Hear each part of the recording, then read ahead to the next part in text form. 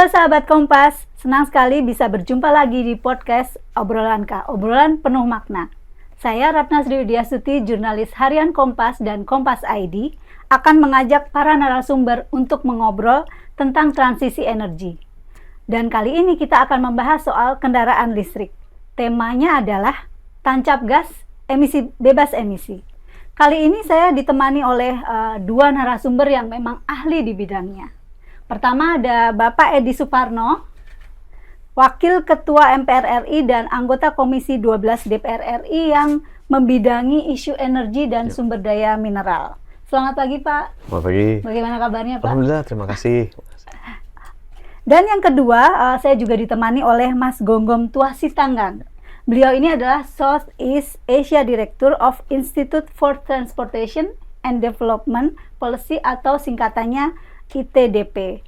Nah, ini adalah NGO yang berfokus pada isu transisi energi dan pembangunan. Bagaimana kabarnya, Mas? Sehat, Mbak. Terima kasih.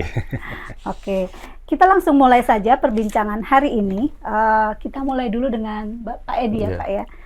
Kita mulai dari konteks global terlebih dahulu saat ini. Konflik di Timur Tengah ini kan sampai saat ini belum reda juga ya, Pak ya. Dan kemudian harga minyak dunia masih sangat tinggi.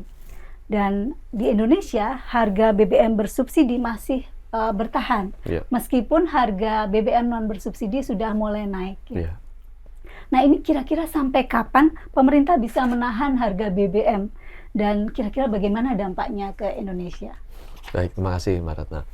Mungkin saya berikan konteks terlebih dahulu ya, bahwa saat ini dari segi ketahanan energi Indonesia relatif kuat di sektor kelistrikan. Karena kita punya sektor kelistrikan itu banyak digerakkan oleh sumber bahan bakar yang berasal dari batu bara dan gas yang jumlahnya besar sekali. Berbeda dengan Singapura misalnya. Singapura itu ketergantungan terhadap LNG yang diimpor itu besar sekali. Negara-negara lain juga seperti itu. Nah, karena kita punya banyak sumber batu bara dan gas, relatif listrik aman. Jadi kekhawatiran bahwa listrik kita mati ya itu rasanya agak jauh gitu ya. Yang permasalahannya adalah di sektor yang membutuhkan BBM, yaitu sektor transportasi dan industri.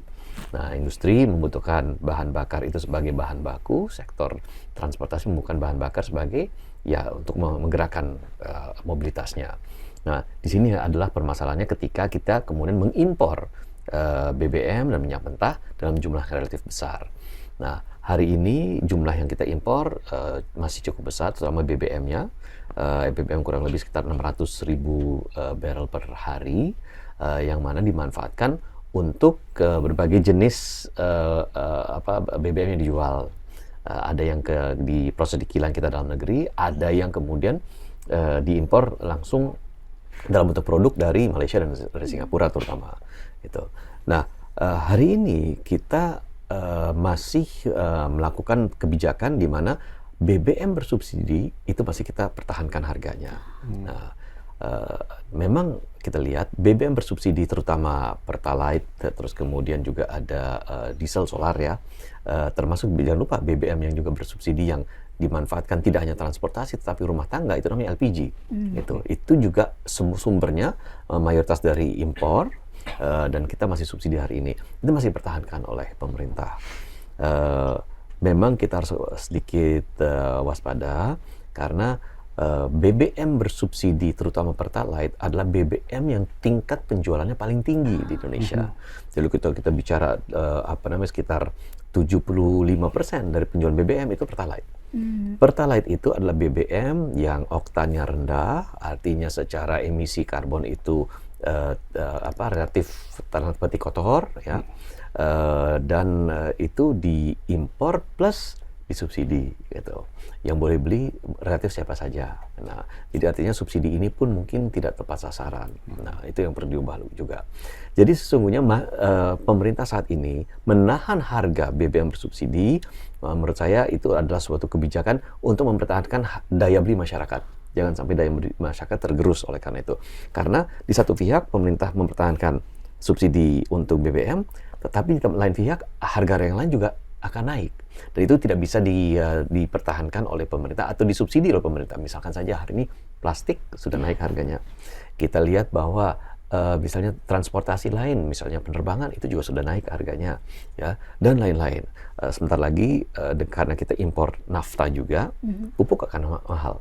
Begitu pupuk mahal, otomatis pangannya juga akan naik harganya. Nah, jadi di mana pemerintah bisa menahan harga subsidi, ya dalam hal ini BBM akan dipertahankan. Dan saya kira ini akan tergantung kapan selesainya perang ini. Karena pemerintah kan juga tentu punya keterbatasan untuk menahan BBM bersubsidi ini. Nah, sekarang kan sudah dilakukan pembatasan juga, maksimal pembelian sehari 50 liter gitu ya. Tetapi kedepannya kalau harga minyak mentah bertambah tinggi atau nilai tukar rupiah terpuruk, ya bebannya kan tambah berat gitu ya. Jadi harus ada pertimbangan seperti itu.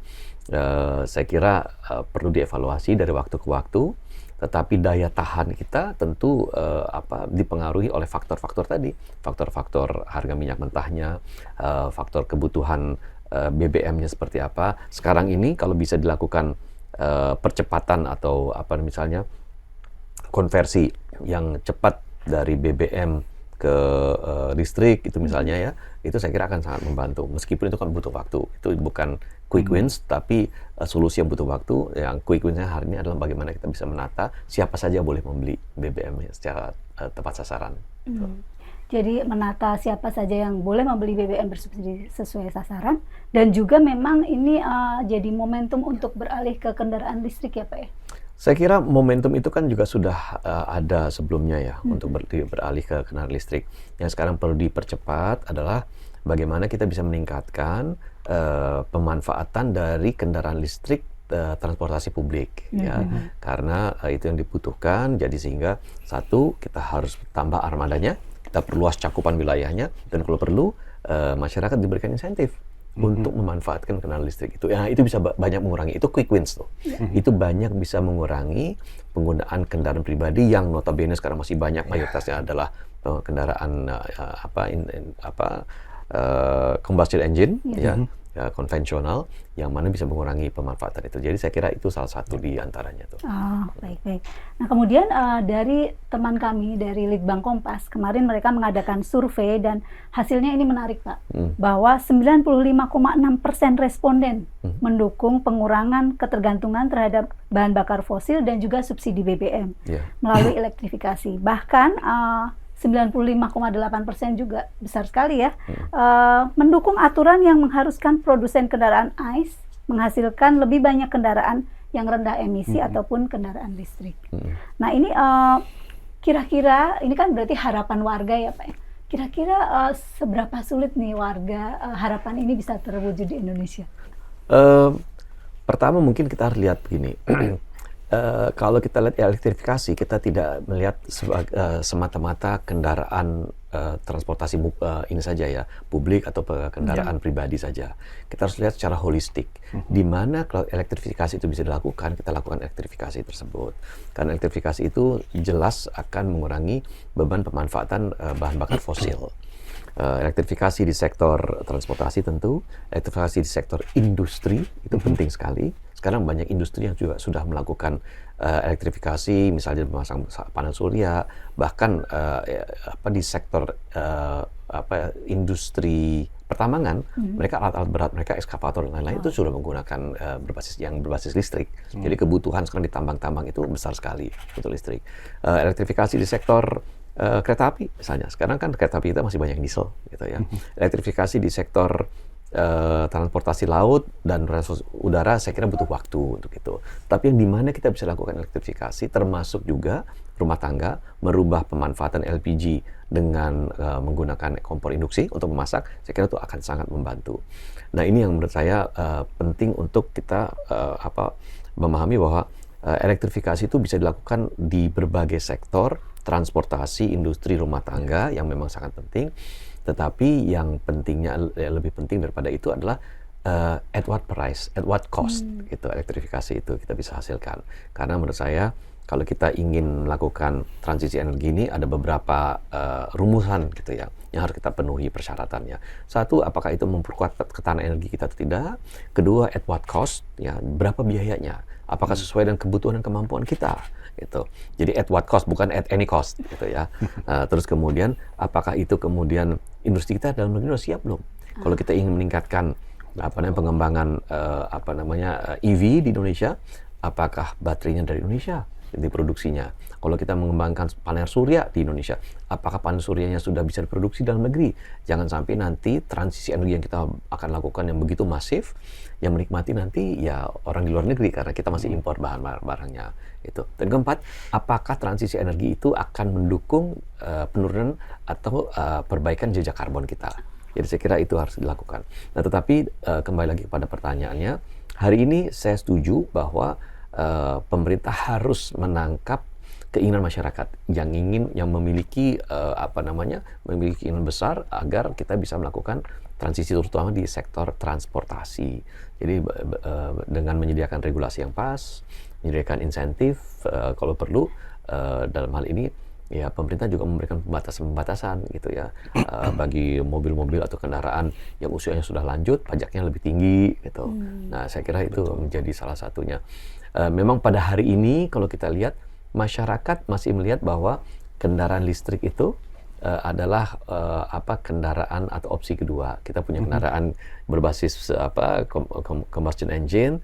Nanti kalau mau beli kendaraan kok baru kita beli listrik, bukan menjadi preferensi utama. Betul. Berbagai hal ya menjadi permasalahan nilai jual, usia baterai, apakah saya bisa berkendaraan jauh ya, range anxiety namanya. Jangan sampai nanti di tengah jalan saya tiba-tiba kehabisan baterai gitu ya. Apakah ekosistemnya sudah terbentuk, SPKLU-nya sudah ada, padahal kita sekarang cukup banyak SPKLU, udah hampir 4.000, hampir 5.000 SPKLU di seluruh Indonesia yang ada. Ya, perbaikan ada, tetapi saya kira butuh waktu agar kita bisa memaksimalkan ini, pemanfaatan. Tapi memungkinkan ya Pak, harapan warga ini? Saya kira memungkinkan. Dan semakin keekonomian tercapai, harga kendaraan listrik pasti akan turun. Ya, dan kalau harga akan turun lebih terjangkau, saya kira masyarakat akan beralih ke sana. Baik. Nah, ini saya beralih ke Mas Gonggong nih. Kalau mendengar tadi hasil surveinya kan sangat menarik ya Mas ya. Nah, menurut Mas ini kira-kira bagaimana sih harusnya pemerintah untuk menjawab harapan warga ini? Apakah yang sekarang dilakukan pemerintah sih sudah cukup mendukung ke arah sana atau belum? Ya. Tapi sebelum itu saya pengen nyambung tadi yang dari Pak Edi mengenai elektrifikasi, bahwa elektrifikasi ini hanya satu komponen ya Pak dari keseluruhan ekosistem kita. Nah, kalau sebelum menjawab pertanyaan tadi, mungkin kita perlu memahami dulu konteks framing transportasi berkelanjutan ini ya. Nah, kalau di transportasi berkelanjutan ini kan kalau kita mau menciptakan sistem transportasi yang berkelanjutan dan juga menciptakan kota yang lebih nyaman bagi para warganya, itu ada ada satu konsep yang terdiri dari A, S, dan I. A ini avoid ini menghindari mengurangi kebutuhan perjalanan. Kalau yang sekarang mungkin yang lebih dekat di masyarakat itu kalau pernah mendengar istilah 15-minute city atau 10-minute city atau TOD gitu ya, Transit Oriented Development, yang sekarang sedang digencarkan lagi oleh Pak Gubernur DKI Jakarta. Nah, itu tujuannya untuk mengurangi kebutuhan perjalanan masyarakat, di mana mereka tinggal dan juga bekerja dan beraktivitas itu di satu area yang berdekatan, sehingga mereka bisa mencapai tujuannya hanya dengan mungkin berjalan kaki atau bersepeda atau maksimal menggunakan transportasi umum. Itu yang pertama. Yang kedua, S, shift. Shift ini artinya memindahkan ataupun sedikit memaksa ya, memberikan disinsentif bagi pengguna kendaraan pribadi agar mereka mau beralih ke kendaraan umum ataupun transportasi umum untuk mengurangi jumlah kendaraan di jalan. Nah, ini mungkin salah satu intervensinya, contohnya adalah ganjil genap yang sudah beberapa puluh tahun tidak berubah, yang akhirnya masyarakat jadi beradaptasi memiliki 2 kendaraan yang jadinya itu tidak sesuai lagi dengan tujuan di awal, atau mungkin yang contoh dekatnya congestion pricing gitu ya. Itu salah satu contoh. Nah, lalu yang ketiga ini ada I, tadi improve. Improve ini adalah meningkatkan efisiensi kendaraan itu, meningkatkan efisiensi emisinya. Ya, bisa saja dengan CNG yang dulu pernah di Jakarta ya, karena memang emisinya lebih rendah dibandingkan diesel, atau yang sekarang elektrifikasi, karena itu kan emisi tailpipe-nya 0. Nah, itu tadi yang saya mau menyambung Pak Edi, elektrifikasi ini sebenarnya satu komponen. Jadi ketiga intervensi ini seharusnya dijalankan berbarengan untuk kita bisa menciptakan transportasi yang berkelanjutan. Nah, bagaimana konsep ini ditranslasikan ke implementasi? Nah, di ITDP sendiri kami ada riset yang berjudul Compact City Electrified, di mana Compact City and Electrified ini tadi adalah terjemahan dari konsep ASI tadi, di mana kota kita lebih compact dan semua sisa kendaraan yang ada di kota itu adalah elektrik ataupun listrik. Ini adalah dari hasil riset kami, satu-satunya cara kita untuk bisa mengurangi ataupun mencegah pertumbuhan pemanasan di bawah 1,5 derajat. Nah, seperti itu. Jadi, untuk lebih dalamnya lagi, implementasi di lapangan bagaimana untuk yang kita sekarang ngomongin elektrifikasi ini ya. Kami itu menyarankan, merekomendasikan agar fokus dan prioritasnya ke kendaraan yang armada. Armada ini artinya misalkan transportasi umum karena jumlahnya besar, ataupun armada kendaraan operasional pemerintah gitu ya. Karena armada ini satu, jumlahnya besar, kedua, potensi dampak penurunan emisinya akan lebih besar. Karena mereka sehari itu misalkan Transjakarta, satu busnya itu bisa 150-200 km per hari. Nah, bayangkan kalau itu jadikan listrik, itu potensi penurunan ataupun emisi yang dihindarkan adalah itu bisa, kalau dari hitungan kami, itu Transjakarta punya target 100% 2030, potensi penurunannya itu sekitar 25% CO2 dibandingkan dengan business as usual. Nah, kenapa juga kami merekomendasikan yang armada ataupun transportasi umum? Karena dia punya pola yang perjalanan yang terprediksi. Jadi dari segi perencanaan dan juga implementasi lebih mudah. Komplikasinya tidak sebanyak kalau kita ngomongin kendaraan pribadi. Kendaraan pribadi ini kan banyak aspek sosial misalkan, ataupun mereka pola perjalanannya kan tidak menentu tiap hari misalkan. Nah, kalau bus itu kan ya dia dari A ke B saja udah bisa diprediksi. Jadi tidak ada lagi namanya, misalkan tadi Pak Edi menyebutkan range anxiety itu tidak berlaku lagi di transportasi umum karena kita sudah bisa merencanakan, misalkan dia seharinya 200 km dengan ukuran baterai yang 200 kWh, dia hanya bisa 150 misalkan. Artinya kita perlu menyediakan fasilitas infrastruktur pengisian daya di tengah-tengah misalkan, di tengah hari gitu. Nah, itu kami juga merekomendasikan itu karena beberapa hal tadi itu, kemudahan perencanaan, potensi dampaknya cukup signifikan, dan juga dampak ekonomi ke transisi yang berkeadilan itu karena pengguna transportasi umum ini sebagian besar adalah kelompok rentan, itu dampak transisi berkeadilan akan lebih besar lagi dirasakan oleh masyarakat. Jadi singkatnya adalah kami sepakat bahwa elektrifikasi ini dimulai dari transportasi umum. Wah, memang menarik nih. Nah, kami juga punya hasil penelitian yang terkait dengan transportasi umum dan kendaraan listrik. Jadi, teman Litbang ini mensurvei yang satu rangkaian dengan yang tadi saya sebut di awal. Hasilnya adalah 61,6% responden menyatakan bahwa persoalan konversi ke kendaraan listrik di transportasi umum ini mendesak. Dan kemudian untuk bus adalah 56,4%. Jadi cukup tinggi ya, di atas 50% semua. Dan yang paling menarik adalah 86,4% atau 4 dari 5 orang ini berarti menyatakan tertarik menggunakan kendaraan umum listrik yang bukan BBM. Seperti itu. Jadi memang ketertarikan publik untuk menggunakan kendaraan umum listrik ini cukup sangat tinggi ya. Nah, kemudian beralih ke Pak Edi. Kalau dengan ketertarikan publik seperti ini, Pak, ini kira-kira sekarang ini dukungan DPR terutama untuk peralihan kendaraan umum menggunakan listrik seperti apa nih, Pak? Kita kalau melihat itu lebih mungkin fokusnya kepada kebijakan besarnya dari segi regulasi ya, terutama legislasi. Kita kan sekarang sedang membahas undang-undang energi baru, energi terbarukan. Nah, peta jalan ke melakukan transisi energi itu sudah terangkum di sana. Nah, kemudian juga kita saat ini sedang memulai pembahasan untuk rancangan undang-undang ketenaga listrikan. Nah, di dalamnya nanti akan disusun dan diatur tentang pengembangan tenaga listrik di Indonesia yang memang tidak boleh menyimpang dari ambisi besar kita untuk mencapai net zero emission 2060 atau lebih awal. Jadi itu nanti akan pelaksanaannya itu nanti akan lihat bahwa pengembangan energi listrik ke depannya itu akan berbasis energi terbarukan dan energi baru, hidrogen atau nuklir di dalamnya juga ada. Gitu. Nah ini diantaranya. Tetapi di lain pihak kita juga ada legislasi lain, yaitu ada legislasi untuk revisi undang-undang migas.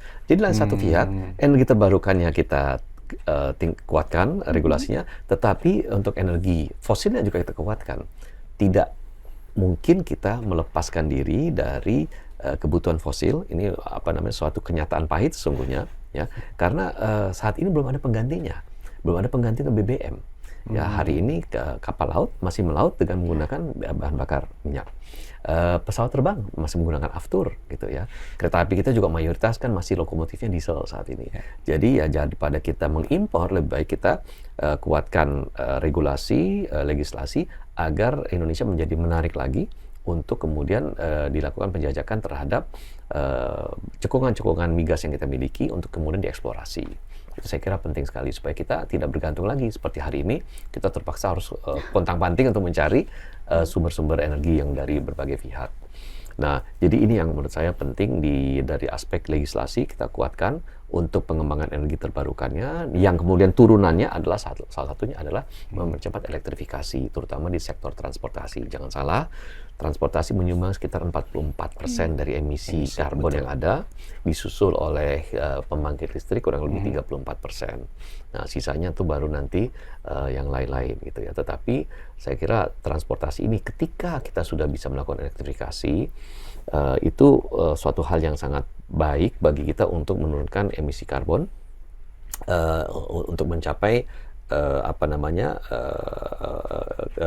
suatu situasi yang jauh lebih hijau untuk sektor transportasi kita.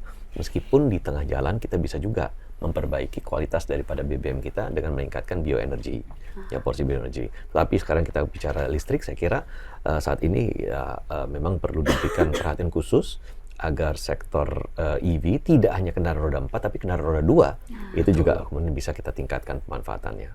Jadi sudah ada dorongan ke arah sana ya Pak? Ya, pasti. Ya. Dan kita minta juga sesuai dengan apa yang dilakukan oleh Kementerian Perindustrian tahun lalu, bahwa insentif itu harus dihidupkan kembali untuk insentif pembelian motor listrik maupun kendaraan mobil listrik ya. Nah ini yang menarik nih, nanti kita tanyakan nih. Tapi sebelumnya nih Mas, masih ke kendaraan umum listrik. Ini menurut Mas Gonggom, harapannya apa sih pemerintah harus memberikan insentif yang seperti apa atau dukungan seperti apa untuk kendaraan umum listrik ini? Ini nyambung banget Mbak. 3 tahun terakhir ini kami melakukan studi nih. Jadi di tahun pertama itu kami membantu Kementerian Perhubungan untuk membantu mereka menyiapkan peta jalan adopsi bus listrik secara nasional. Karena Kementerian Perhubungan itu mereka memiliki target untuk 90% di 2030 itu bus yang ada di Indonesia itu listrik dan 100% di 2040. Nah, 100% ini maksudnya termasuk angkot yang kecil-kecil, mobil angkot itu. Nah, dari hasil studi kami ini, kami membantu mereka membuatkan peta jalan itu. Lalu di tahun kedua kami melakukan pilot cities lah di 3 kota, Surabaya, Pekanbaru, dan Surakarta. Kami bantu mereka untuk membuat perencanaan adopsi bus listrik melalui perubahan skema kontrak antara pemerintah operator. Nah, yang menariknya adalah dari hampir 3 tahun ini kami bekerja di bus listrik ini. Tiap kali kami ngobrol ke pemerintah daerah, satu pertanyaan kunci yang mereka tanyakan adalah basisnya mana untuk kami transisi ke bus listrik. Kami mau untuk transisi ke bus listrik, tapi basisnya apa? Nah, artinya mereka mempertanyakan regulasinya, kebijakannya apa. Karena sampai saat ini memang belum ada entah itu mandat ataupun regulasi yang mewajibkan penggunaan bus listrik di kota-kota di Indonesia. Lalu yang kedua pertanyaannya adalah insentifnya bagaimana? Karena jujur memang harga bus listrik ini masih 2-3 kali lebih mahal daripada bus diesel. Nah, artinya mereka butuh insentif juga. Nah, makanya tadi saya menyambung banget dengan Pak Edi, yang perlu dilakukan sekarang adalah kami sedang membantu Kementerian Perhubungan dan juga kami koordinasi dengan Kemenko Infra dan juga Kemenko Ekon untuk menyiapkan draft regulasi ini. Draft regulasi ini nanti isinya adalah satu mandat dan juga kota prioritas di mana saja yang sudah siap. Untuk sampai saat ini sih kami memang dari hasil studi ada 11 kota prioritas yang menurut kami siap dari aspek mereka sudah punya layanan transportasi umum dan juga mereka sudah punya knowledge lah terpapar bagaimana mengoperasikan bus listrik itu. Nah, dari 11 kota kota prioritasnya, lalu yang ketiga itu skema insentifnya seperti apa. Nah, skema insentif ini bisa saja berbentuk fiskal, insentif langsung gitu ya, misalkan potongan harga misalkan, atau bisa juga sebenarnya yang non fiskal. Non fiskal ini misalkan bulk procurement, jadi pembelian terfokus. Nah, sampai sekarang ini kan kalau pemerintah daerah membeli bus listrik itu kan ya Jakarta beli sendiri, misalkan Medan beli sendiri gitu. Kalau ini bisa dipusatkan di pemerintah pusat, misalkan kita butuh 6.000 bus listrik sampai 2030. Kita bikinkan rencananya di kota-kota mana butuh berapa gitu. Nah, itu langsung nego ke manufakturnya ataupun ke produsen misalkan. Itu kan pasti kalau biasanya kalau kita beli dalam jumlah banyak akan bisa nego kan ya, harganya pasti bisa turun gitu. Nah, itu bisa menjadi salah satu strategi sebenarnya untuk mempercepat adopsi bus listrik ini. Lalu yang ketiga juga bisa insentifnya berupa non fiskal. Itu tadi sudah sempat disentuh tadi dari hasil surveinya, di mana masyarakat itu juga pengen ya ada burden sharing dengan produsen kendaraan ICE gitu. Nah, ini bisa juga ada regulasi dari pemerintah yang memandatkan supaya produsen ini memproduksi misalkan minimal 10% dari kapasitas produksi adalah bus listrik misalkan gitu ya. Atau ada regulasi yang memandatkan mengenai faktor emisi tadi. Misalkan produsen itu hasil produksinya ataupun kendaraan yang diproduksinya itu maksimal emisinya sekian levelnya, seperti itu. Jadi itu akan mewajibkan ataupun memberikan insentif bagi produsen supaya mereka bisa memproduksi lebih banyak lagi bus listrik misalkan, seperti itu. Jadi ada beberapa strategi dan insentif yang bisa kita kerjakan, tapi utamanya tadi itu adalah basis peraturannya dulu. Yang memang sampai sekarang itu belum ada. Jadi mungkin nanti bisa ada support dari Pak Edi dan teman-teman. Begitu. Betul. Kalau boleh di-spill 11 kota ini apa saja ya, Mas? Jakarta tentunya pasti ya. Medan, Surabaya, Semarang, saya nggak hafal sampai 11. Tapi cenderung ibu kota provinsi ya. Karena itu tadi kesiapannya. Yang di luar Jawa? Ada Pekanbaru, Palembang, lalu Medan tadi, Indonesia terus Timur, Makassar, ada wakilnya. Ada memang. Jadi dari beberapa kota itu tadi itu karena indikatornya adalah mereka sudah siap dari segi knowledge dan juga kapasitinya sudah terpapar dan juga willingness-nya mereka untuk bertransisi ke bus listrik. Baik. Wah, menarik sekali nih, kita menunggu dan semoga kebetulan ada Pak Edi yang didengar keinginan. Kemudian yang tadi masih menyambung soal regulasi. Baru-baru ini kan pemerintah menerbitkan Permendagri nomor 11 tahun 2026 yang kemudian menghapuskan pemandatan pajak 0% secara otomatis untuk kendaraan listrik. Nah, ini cukup ramai ya Pak ya, kami bingung, publik juga bingung. Lalu kemudian beberapa hari kemudian, Mendagri menerbitkan surat edaran yang meminta gubernur untuk memberikan insentif fiskal berupa pembebasan kendaraan bermotor dan juga BBNKB untuk kendaraan listrik. Ini kan terus tambah bingung lagi nih publik. Jadi sebenarnya bagaimana sih, lalu apakah dua surat, satu Permendagri, satu surat edaran ini bisa menghambat percepatan adopsi kendaraan listrik di Indonesia, Pak? Yang bisa menghambat itu bukan surat edaran atau Permendagrinya, tetapi kebijakan yang yang flip-flop itu yang bisa. Saya selalu kebijakan publik itu selalu saya dasarkan pada 3 prinsip. Policy clarity, jadi harus jelas kebijakannya. 2, policy consistency, tidak boleh berubah-ubah, harus konsisten. 3, policy coordination, harus terkoordinir dengan baik antara kementerian, lembaga, dan instansi yang ada. Jadi saya kira 3 itu harus yang paling penting. Nah, kalau kemudian dikeluarkan peraturan, terus kemudian ada surat edaran ya, yang kemudian saling menihilkan, kurang lebih demikian, ya saya kira itu membuat kebijakan publik itu membingungkan masyarakat. Nah, saya kira sih mungkin dasar pemikirannya adalah satu, bagaimana pemerintah daerah saat ini bisa mendapatkan upaya untuk mencari tambahan pendapatan yang baru gitu ya. Kan selama ini kan kendaraan listrik itu dibebaskan pajaknya. Jadi kalau dengan adanya pajak ya tentu ada pendapatan baru bagi daerah. Di tengah-tengah saat ini ya kesulitan daerah-daerah untuk bisa mendapatkan tambahan dari sumber-sumber pendapatan yang ada.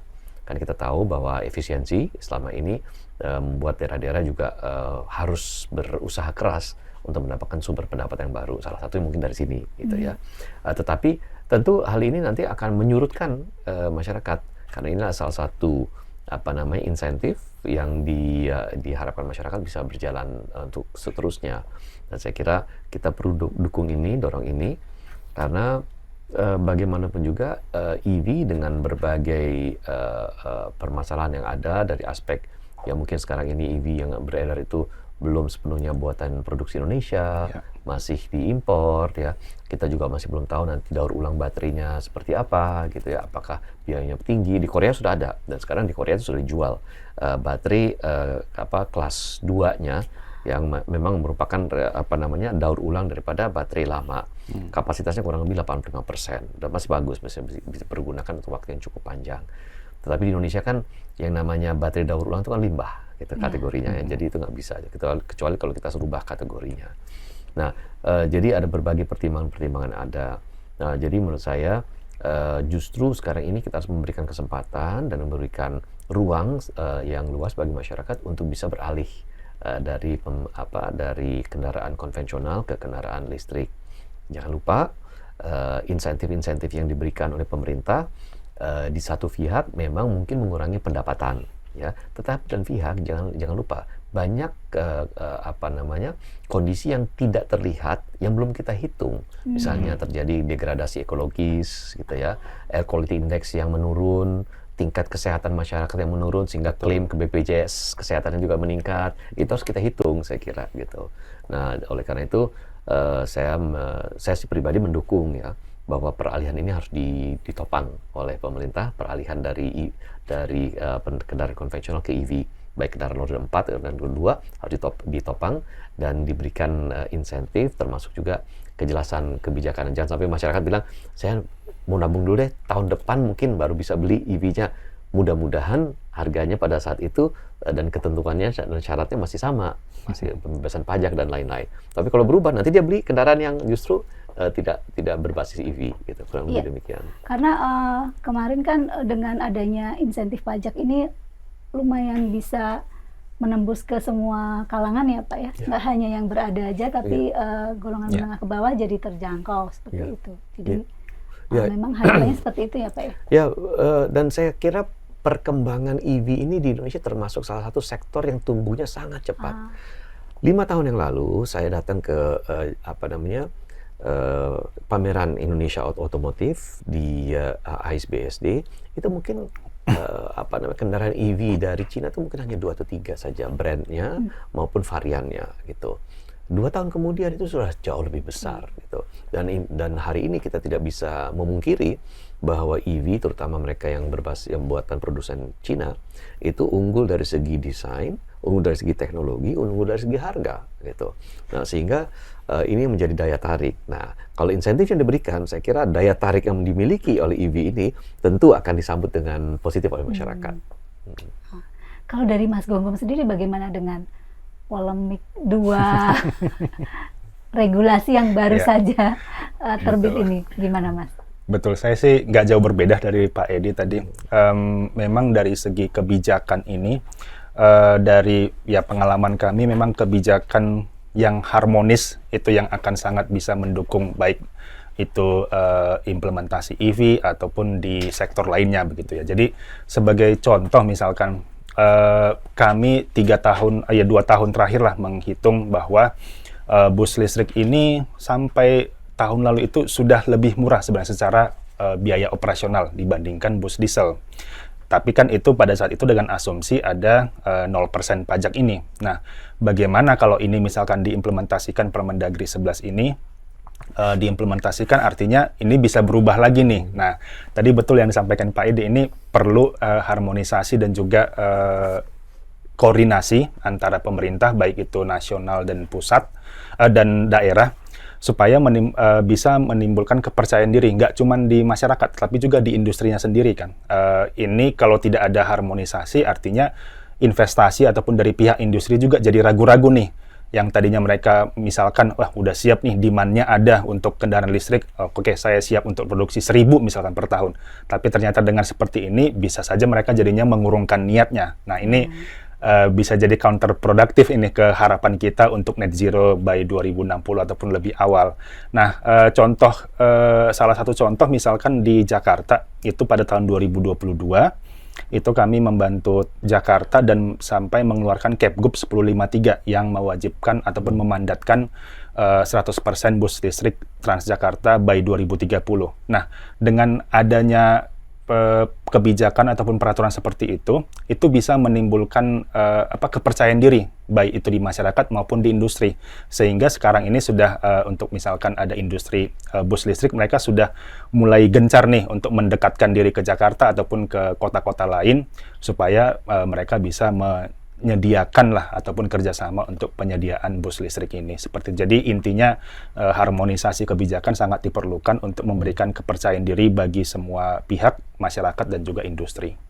Oke, wah terima kasih sekali nih Pak Edi dan Mas Gonggong, pandangannya sangat menarik, memberi kita wawasan yang baru. Nah, demikian obrolan penuh makna saya bersama para narasumber tentang transisi energi, khususnya adopsi kendaraan listrik.